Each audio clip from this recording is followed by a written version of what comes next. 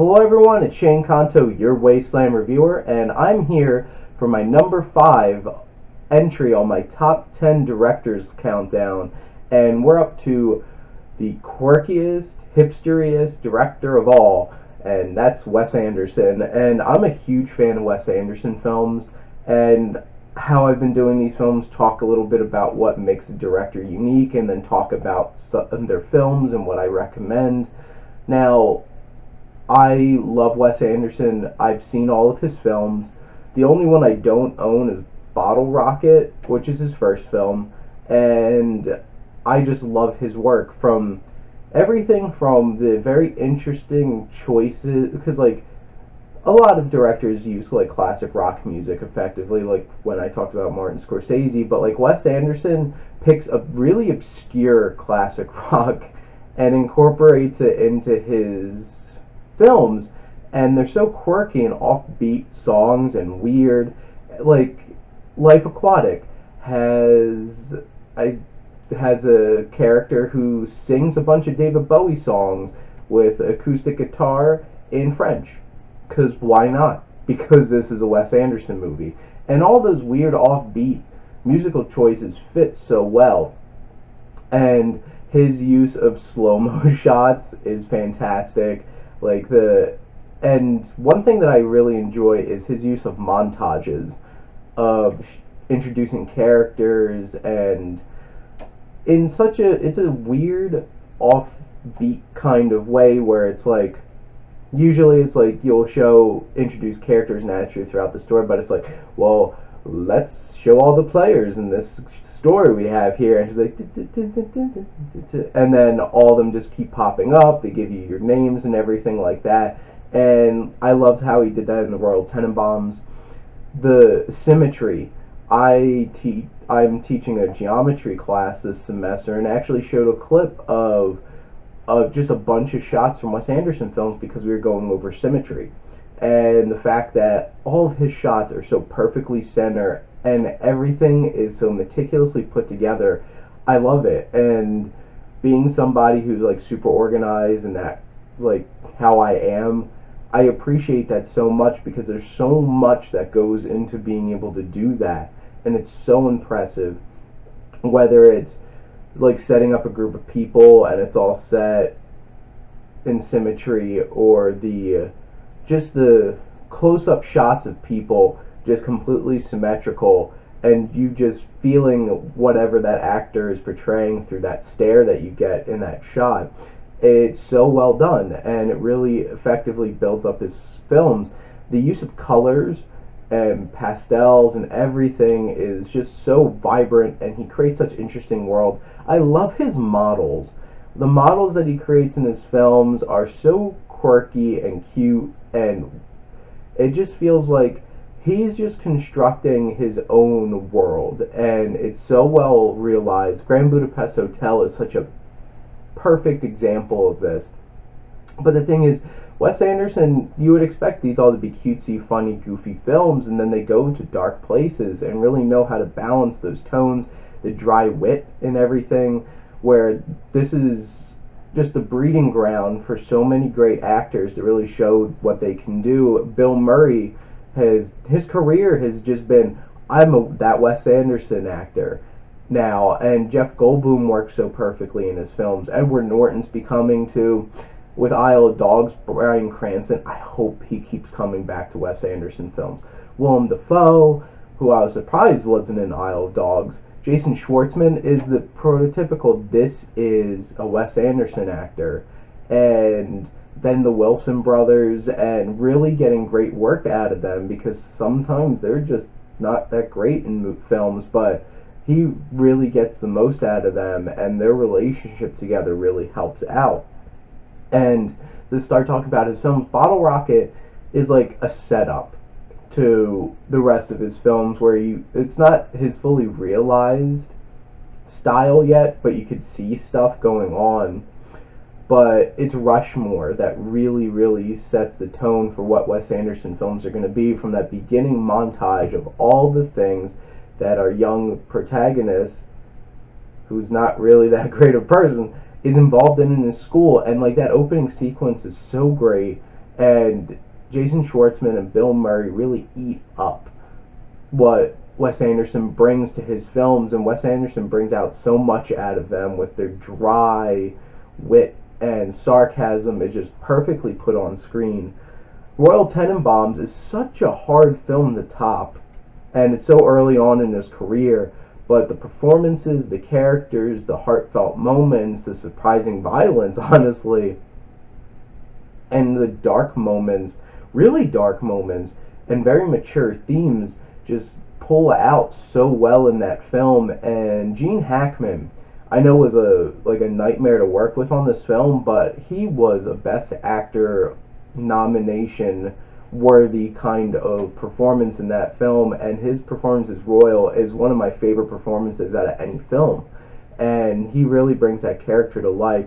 I wish Gene Hackman did more films like this, and it really sold it. And I love the use of narrations in this film. From Alec Baldwin does a great job narrating the Royal Tenenbaums. And then The Life Aquatic with Steve Zissou, and I like this film a lot more than a lot of people do. It does have some tonal issues. It does have its flaws, but Bill Murray is so great, and I love the fact that he got a chance to be a leading man in a Wes Anderson film, and his performance as Steve Zissou is so great.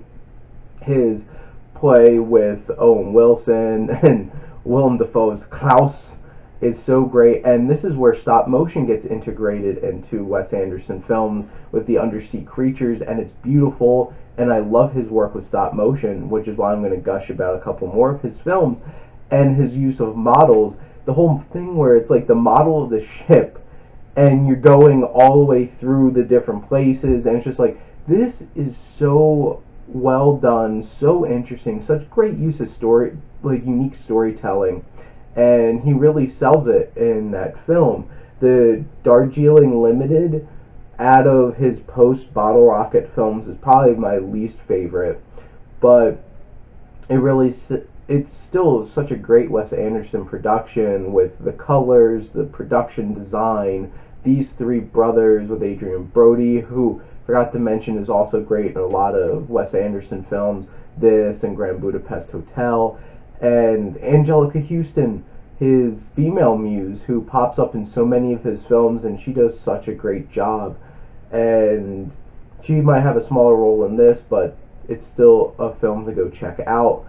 I love Fantastic Mr. Fox. Wes Anderson was born to do stop motion, and Henry Selick helping him out with that. And, oh God, the characters in this film are ridiculous. The story is ridiculous. Just the whole dynamic of everything, the style is ridiculous, and it's so amazing, and it works so well.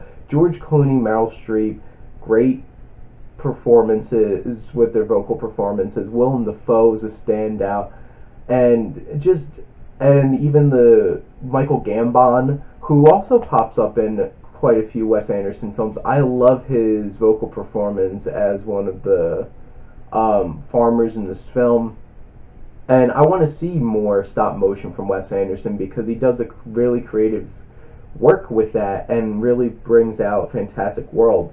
Now, the next two are the top here for me in terms of Wes Anderson. Moonrise Kingdom, Edward Norton gets introduced into the Wes Anderson world and does such a great job, but it's Bruce Willis who really pulls out a great performance here, and it's just like, I want to see him do more of this.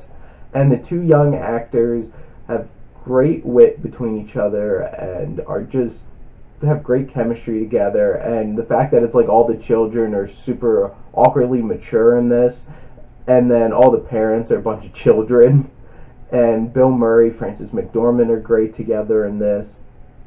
And even like such an interesting little thing of having Bob Balaban, who's also a great contribution to these films for Wes Anderson, as this little meteorologist guy who keeps popping up, telling us backstory, setting the stage for things, and he works so well in the film.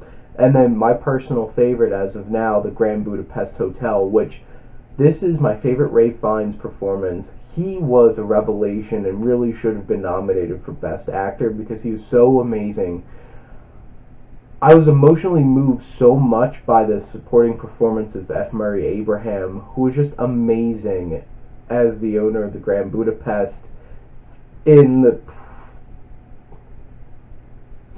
I was about to say the present time, but that's such an interesting story device of this film that is so great, is the young girl reading a book as this author is dictating the writing of the book, telling his own story as a younger man, talking to the owner of this hotel, who is then telling the story about what happened with Gustav H. And it's just like, who thought of this? But it works so well and is so unique and gives such an interesting perspective, different aspect ratios, the colors in this, just the smaller roles throughout this whole film. Jeff Goldblum, I thought, was a great performance. Harvey Keitel having a tiny role in this as well.